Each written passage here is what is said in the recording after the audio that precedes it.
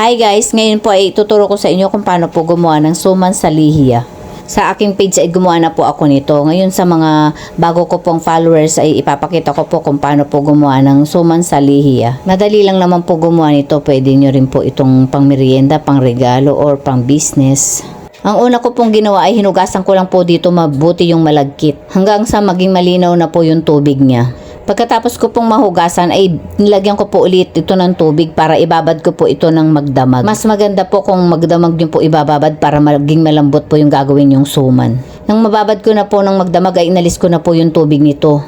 Then nilagyan ko po ito ng 2 scoop ng pandan. Nilagyan ko rin po ito ng 3 scoop ng lye water or liya. Nilalagyan ko po ito ng pandan flavor para mabango po ang aroma ng ating gagawing suman sa lihiya. Huwag nyo rin pong masyadong dadamihan yung paglalagay ng lye water kasi papait po. Nang mailagay ko na po dito yung pandan flavor at liya ay hinalo ko nga lang po ito mabuti. Ngayon naman po ay babalutin ko na po ito sa dahon ng saging. Bago nyo po gamitin yung dahon ng saging ay painitan nyo po ito para maging matibay po pagka nagbalot po kayo, hindi madaling masira.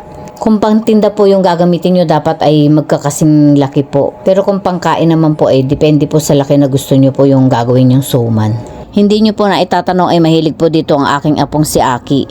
At ganun din po ako kaya gumagawa na lang po ako. Gumagawa rin po ako dito ng sausawan ng suman, yung latik. Ang gamit po sa paggawa ng sausawan nito ay kakanggata at saka brown sugar. Nilalagyan ko rin po yun ng muscovado. Sa hindi po nakakaalam ay muscovado sugar po yung healthy po yung asukal na yun. Medyo mahal nga lang po. Hinahaluan ko nga rin po pala ng buko yung sausawan ng aking suman.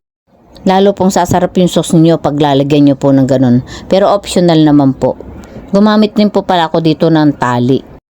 Para hindi po sumabog yung pakukuluan yung suman. Kasi ilalaga po ito eh. Gagamit din po ako dito ng pressure cooker. Ilalaga ko po ito ng 20 minutes.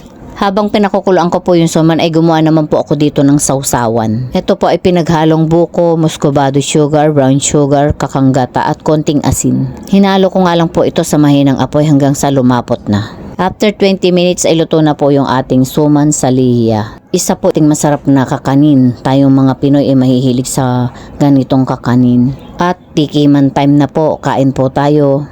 Masarap po itong merienda lalo na po kung may kasamang kape. Yan lang po muna and God bless us. Follow for more.